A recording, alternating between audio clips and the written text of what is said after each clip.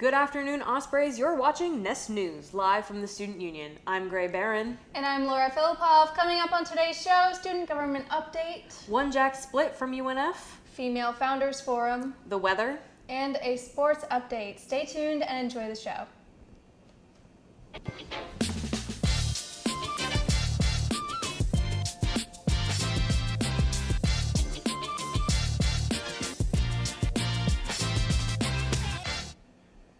UNF's Student Government Senate met this afternoon to discuss a series of new bills, one of which directly addresses diversity at the university.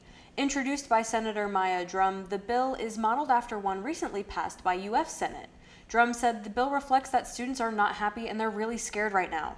The current version of the bill references the recent survey results, which found that 80% of respondents opposed the removal of diversity initiatives from UNF. The bill was forwarded to the University and Student Affairs Committee almost immediately, where it will be reviewed. If approved, the Senate will read it again in their next meeting. A joint resolution advocating for mental health days was removed from the agenda after a procedural error.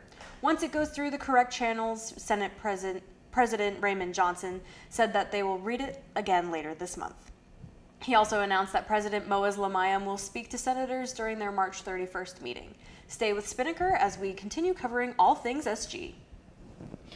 On Wednesday, the OneJax Institute, an interfaith organization dedicated to diversity, announced that it had unanimously voted to dissolve its connection with the University of North Florida, citing a desire to keep itself unrestricted and unrestrained. The organization will reactivate its independent nonprofit status and terminate the connection it's had with UNF since 2012. According to a statement from the OneJax executive director, OneJax is proud to have been a part of the UNF community. OneJax's decision comes in the wake of Florida Governor Ron DeSantis' pledge in January to eliminate all funding for diversity initiatives and programs at state colleges and universities. When the DeSantis administration requested that all state institutions report how funds were being put toward diversity programs and initiatives, OneJax was included in UNF's response. However, because the organization has been responsible for raising its own funds, the state was responsible for none of its $1.3 million budget, Spinnaker reported. Those funds allow OneJax to offer programs and services to help Jacksonville become a diverse and inclusive community where everyone has equal opportunity, the organization's statement said. UNF President Moaz Lamayam said in a statement that the two organizations part as friends, and I wish OneJax well as it continues to pursue its work in the greater Jacksonville community. Last week, Lamayam reaffirmed UNF's commitment to being a welcoming campus in a campus-wide letter. The president has received the bulk of backlash from UNF students as they push him to denounce the state's efforts to eliminate diversity programs at higher education institutions. During a student town hall meeting 2 weeks ago, Lamayam told students that he would work to find another method of funding programs that the state removes funding from, but will ultimately follow the law. Women's History Month is here, and UNF celebrated by hosting the 8th annual PS27 Female Founders Forum last week.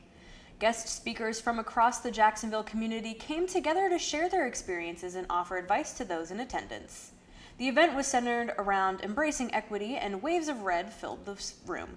Speakers highlighted the value of supporting women founders through a sense of community and other resources needed to succeed in the workforce. It was a sold-out event, and attendees heard from keynote speaker Sarah Kaus and more like Jacqueline Brennan and Kawanza Humphrey. Humphrey emphasized the importance of being intentional in every opportunity to get the most out of each experience and relationship. She said that each one holds value. Brennan offered UNF students 3 pieces of advice. Number 1, don't be afraid to say no and have intentional, educated asks. 2, build a community and make sure you get a mentor. And 3, stay true to yourself and your core values.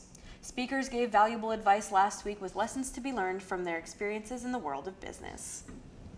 And now to Riley for your sports update. What's up, Ospreys? I'm Riley. It's time to take a look inside the world of UNF athletics. Softball continued their winning ways on Wednesday against Bethune-Cookman. Contrary to most of their wins this season, the Ospreys were able to come away with a win in a low-scoring affair. They now sit at 11-6 as they host the UNF Invitational this weekend.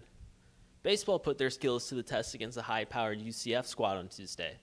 The Knights' offense was simply too much, running away with a 10-3 win. Despite the disappointing result, the Ospreys connected on 3 deep shots. Freshman Alex Lodice continued his hot streak, hitting his 5th homer of the year. In addition, Jacob Reynolds also launched 2 home runs of his own. The game was close at times, but it was a nightmare 5th inning that propelled UCF to victory. I recently had the privilege of speaking with UNF men's basketball star Carter Hendrickson. We talked about his 5 years as an Osprey and what his future holds. As UNF's second leading scorer of all time, he had quite the insight. I played in Atlanta, and I played in Orlando at Nationals. And Orlando was the last AAU tournament, and Coach Driscoll got a lead from somebody that there was someone there that would fit for their program, which was me. And he showed up and he watched and he liked it. He liked what he saw, and he actually called me and then he goes, "Hey, I want to offer you a scholarship even though you sucked." So that's kind of how that happened. In the game, I couldn't make a shot, couldn't really do anything, but I rebounded well, played hard, played good defense, and he liked that. And for some reason, he felt called to offer me a scholarship. I played in Atlanta. Guess it's safe to say that decision paid off for Coach Driscoll. To check out the full interview, you can visit our YouTube channel to watch. That's all I've got for you this week, Ospreys. Have a safe spring break, and I'll see you next time. Swoop! You know, Laura, we recently had the opportunity to visit News4Jack's studio downtown today. Yeah, it was a great experience. There are so many departments and opportunities, and I'm just glad Spinnaker was able to help us get that opportunity. Yeah, so if you'd like to check out more opportunities like that, volunteer at Spinnaker, intern with Spinnaker, and we have a lot more opportunities like that for you guys. We'll be here. And now to Santiago for your weekly weather update. Thank you, guys. Here's your spring break weather. Today's weather has an 80% chance of rain with a high of 81 to a low of 64. This weekend is looking mostly sunny with the highs in the mid-70s to 80s. Next week is looking like more rain on Monday. But next Tuesday to Wednesday, however, it will drop down a bit cooler in the 60s. We'll be back to the 70s for Thursday, though. Now back to you guys. And that's just about all we have for you today, Ospreys. Remember, consider donating to support Spinnaker at UNF through the link in the description below. For all things Spinnaker, check out our website at unfspinnaker.com. Also, make sure to follow us on our Instagram at UNF Spinnaker and check out the rest of our YouTube for more content. As always, thank you so much for watching. I'm Laura Filipov. And I'm Grae Barron. We'll see you next week on Spinnaker's Nest News.